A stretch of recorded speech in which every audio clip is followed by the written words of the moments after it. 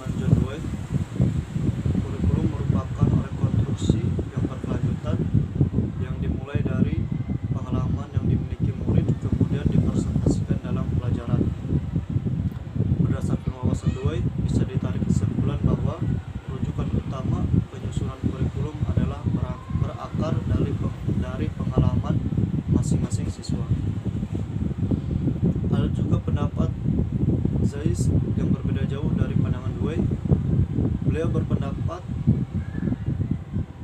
bahwa kurikulum mencakup dua hal, yaitu materi pembelajaran dan juga prosedur dalam proses pembelajaran, sehingga kurikulum sudah dianggap memiliki kedudukan sentral dalam proses pembelajaran.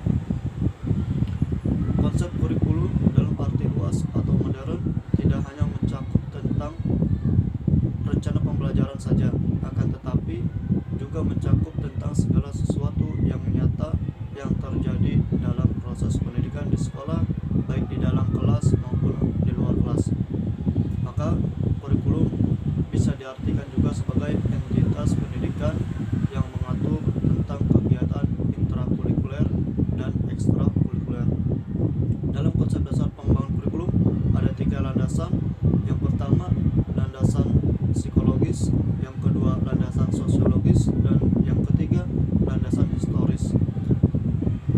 Landasan psikologis yaitu yang berkaitan dengan perkembangan kurikulum, yang berkaitan dengan perkembangan peserta didik dan kurikulum, serta psikologi belajar dan kurikulum. Dalam mengembangkan kurikulum tentunya harus disesuaikan dengan siapa yang akan melaksanakan proses pembelajaran, bukan apa yang diinginkan oleh pengembang kurikulum, karena yang membutuhkan proses belajar agar siap untuk menjalani kehidupan di tahap selanjutnya adalah peserta didik itu sendiri. Maka kurikulum harus dikembangkan berdasarkan kebutuhan peserta didik. Yang kedua, landasan sosiologis, yaitu berkaitan dengan kurikulum dan masyarakat, kurikulum dan kebudayaan, serta kurikulum dan perkembangan iptek. Untuk mengembangkan kurikulum harus diketahui bagaimana kondisi sosial masyarakatnya, lingkungan belajar, kebudayaan, serta perkembangan peradaban atau era yang berlangsung. Apa yang menjadi alasan mengapa pengembangan kurikulum harus dilandaskan pada faktor sosiologis? Hal ini dikarenakan peserta didik merupakan individu sosial yang erat kaitannya dengan interaksi di lingkungan sosial sekitarnya, yaitu masyarakat. Nilai-nilai yang didapatkan selama proses belajar mengajar harus sesuai dengan nilai-nilai yang berkembang dalam masyarakat dalam membangun kehidupan. Yang terakhir, ada landasan historis, yaitu berkaitan dengan berbagai pengalaman sejarah yang berpengaruh terhadap kurikulum yang dikembangkan. Pengkajian tentang landasan historis akan memberikan pemahaman yang lebih jelas dan utuh tentang kurikulum, baik pada dimensi masa lalu, masa kini, dan masa yang akan datang. Mungkin itu saja pembahasan dari saya. Selanjutnya akan dilanjutkan oleh rekan saya, yaitu saudari Khairul Siti Aisyah. Kepada beliau dipersilakan. Baiklah, saya akan melanjutkan paparan presentasi dari teman saya. Bagian B tentang konsep dasar pengembangan kurikulum PAI. Dalam konteks pendidikan agama Islam, pengembangan kurikulum PAI memiliki beberapa konsep dasar yang perlu diperhatikan. Yang pertama itu adalah kepatuhan terhadap prinsip-prinsip Islam. Jadi, bagaimana kurikulum PAI itu harus konsisten dengan ajaran Islam, nilai-nilai dan etika. Nah, yang kedua itu pengembangan holistik, yang mana kurikulum PAI sebaiknya mencakup pengembangan seluruh aspek kepribadian siswa, termasuk aspek spiritual, moral, sosial, dan intelektual. Lalu yang ketiga, keseimbangan antara akademis dan praktis. Jadi, kurikulum PAI harus mencakup pemahaman teoritis tentang Islam serta penerapan praktis dalam kehidupan sehari-hari. Ini mencakup pelajaran tentang hukum-hukum Islam, sejarah Islam, akhlak, dan praktek ibadah. Lalu yang keempat adalah kontekstualisasi, yang mana kurikulum PAI sebaiknya relevan dengan konteks sosial, budaya, dan lingkungan siswa. Baik, di sini saya akan melanjutkan pemateri dari Saudari Rahma. Yang C, penerapan konsep dasar pengembangan kurikulum dalam konteks pendidikan. Nah, konsep dasar pengembangan kurikulum adalah panduan dan prinsip-prinsip yang digunakan untuk merancang, mengembangkan, dan melaksanakan kurikulum pendidikan. Nah, adapun langkah-langkah konsep-konsep dasar ini dapat diterapkan dalam konteks pendidikan. Yang pertama adalah pemahaman tujuan pendidikan. Nah, tujuan pendidikan ini adalah langkah pertama dalam mengembangkan kurikulum. Nah, ini melibatkan definisi tujuan jangka panjang dan jangka pendek yang ingin dicapai oleh siswa. Nah, konsep ini diterapkan dengan merumuskan tujuan pembelajaran yang spesifik, terukur, realistis, dan terkait dengan kebutuhan siswa dan masyarakat. Yang kedua adalah penentuan isi kurikulum. Nah, adapun tujuan pendidikan ini diterapkan, yaitu adalah menentukan isi kurikulum. Nah, konsep ini diterapkan dengan memilih materi pembelajaran, topik, dan konsep yang akan diajarkan kepada siswa. Nah, konten kurikulum harus relevan dengan tujuan dan memperhitungkan perkembangan pengetahuan dan kebutuhan siswa. Yang ketiga adalah menentu pembelajaran. Yang ketiga adalah metode pembelajaran. Nah, konsep ini melibatkan pemilihan metode dan strategi pembelajaran yang sesuai untuk mencapai tujuan pembelajaran. Nah, metode pembelajaran yang digunakan itu harus efektif dan harus mempertimbangkan gaya belajar siswa, sumber daya yang tersedia, dan konteks pendidikan. Yang keempat adalah penilaian. Nah, penilaian ini merupakan bagian penting dalam pengembangan kurikulum. Nah, konsep ini melibatkan perencanaan dan pelaksanaan evaluasi untuk mengukur pencapaian siswa terhadap tujuan pembelajaran. Nah, penilaian ini baik itu berupa ujian, tugas, proyek, atau penilaian format yang terjadi selama proses pembelajaran. Nah, hasil penelitian ini digunakan untuk apa? Untuk mengidentifikasi kelemahan siswa dan meningkatkan kurikulum. Nah, langkah yang selanjutnya yaitu kontekstualisasi. Nah, pengembangan kurikulum harus mempertimbangkan konteks sosial, budaya, ekonomi, dan lingkungan tempat pendidikan berlangsung. Yang ini memastikan bahwa kurikulum relevan dan sesuai dengan kebutuhan siswa, serta masyarakat tempat mereka tinggal. Yang keenam adalah keterlibatan pemangku kepentingan. Nah, ini melibatkan apa? Melibatkan siapa? Guru, siswa, orang tua, komunitas, dan pemangku kepentingan lainnya. Dalam proses pengembangan kurikulum adalah konsep yang paling penting. Hal ini membantu memastikan bahwa kurikulum mencerminkan kebutuhan dan harapan semua pihak yang terlibat dalam pendidikan.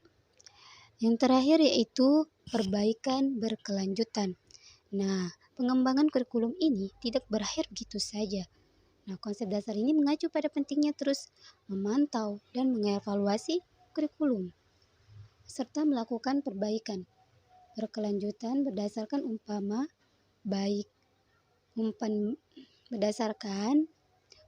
balik, perkembangan pendidikan, dan kebutuhan siswa.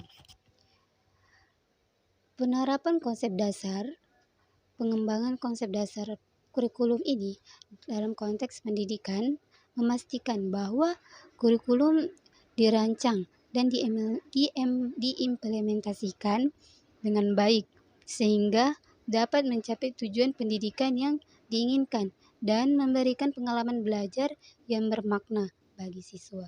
Itu saja yang dapat saya sampaikan.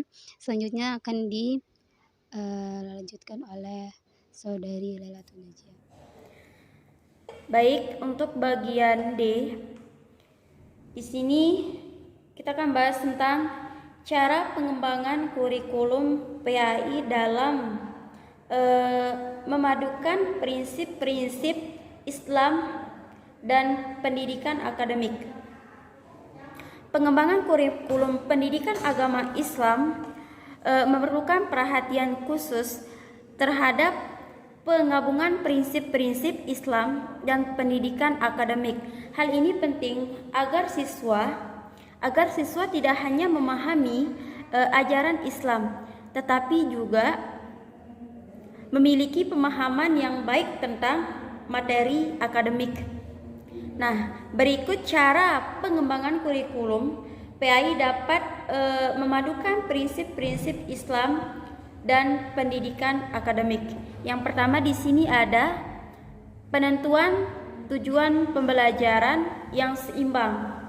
Nah, tujuan pembelajaran dalam kurikulum pendidikan agama Islam harus mencakup dua dimensi, yaitu dimensi agama dan dimensi akademik. Nah, tujuannya ini harus seimbang dan mencerminkan ajaran Islam serta standar pendidikan akademik yang relevan.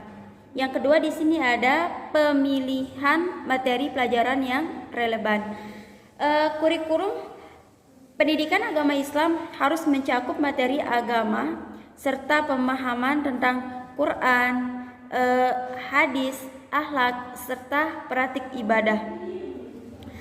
Namun kurikulum ini juga harus mencakup mata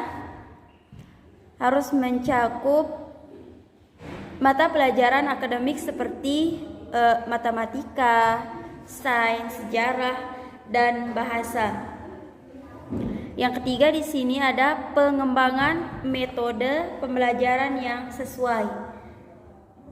Maksudnya di sini pengembangan kurikulum PAI memerlukan penggunaan metode pembelajaran yang sesuai dengan prinsip-prinsip Islam dan pendidikan modern. Nah, metode ini harus memungkinkan siswa untuk mengembangkan pemahaman yang mendalam tentang ajaran Islam dan juga keterampilan akademik yang diperlukan.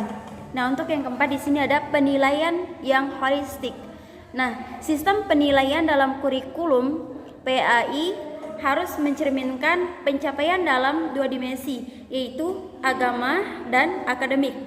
Nah, ini mencakup penggunaan berbagai jenis penilaian, aspek, ujian proyek, penugasan, dan penilaian praktis untuk mengukur pemahaman dan keterampilan siswa.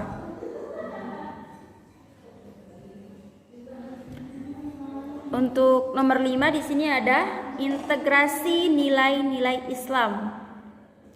Kurikulum PAI harus mengintegrasikan nilai-nilai Islam dalam seluruh aspek pembelajaran. Nah, hal ini mencakup pengembangan kesadaran moral dan etika seperti pengajaran tentang keadilan, kerja keras, empati, dan toleransi. Yang keenam di sini ada kontekstualisasi dalam kehidupan sehari-hari. Pengembangan kurikulum PAI harus menghubungkan pelajaran dengan kehidupan sehari-hari siswa. Nah, ini membantu siswa memahami bagaimana prinsip Islam dan pengetahuan akademik dapat diterapkan dalam situasi dunia nyata. Yang ketujuh di sini ada pelibatan pemangku kepentingan. Guru, orang tua, dan komunitas harus dilibatkan dalam pengembangan kurikulum PAI. Ini membantu memastikan bahwa kurikulum mencerminkan nilai-nilai dan kebutuhan lokal serta mendapat dukungan dari semua pihak yang terlibat dalam pendidikan. Yang nomor 8 di sini ada pelatihan guru yang tepat. Nah, guru PAI harus mendapatkan pelatihan yang memadai untuk mengajar kurikulum PAI yang mengintegrasikan prinsip-prinsip Islam dan pendidikan akademik dengan baik. Nah, untuk penyusunan pengembangan kurikulum yaitu harus didahului ide-ide yang mumpuni sehingga dapat dituangkan dan dikembangkan dalam rangka program. Ide kurikulum tersebut bersumber dari yang pertama di sini ada visi yang dirancangkan. Nah, visi yang dirancangkan yaitu suatu langkah dalam untuk mencapai cita-cita lembaga pendidikan dalam waktu panjang. Yang kedua di sini ada kebutuhan siswa, masyarakat, pengguna, lulusan. Yang ketiga di sini ada hasil evaluasi kurikulum sebelumnya dan tuntunan perkembangan IPEK dan perkembangan zaman. Yang keempat di sini ada pandangan-pandangan para pakar dengar berbagai latar belakangnya. Yang kelima, kecenderungan era globalisasi yang menuntut seseorang untuk memiliki etos kerja sepanjang hayat, melek sosial, politik, budaya, dan teknologi. Ya, mungkin itu aja dari saya.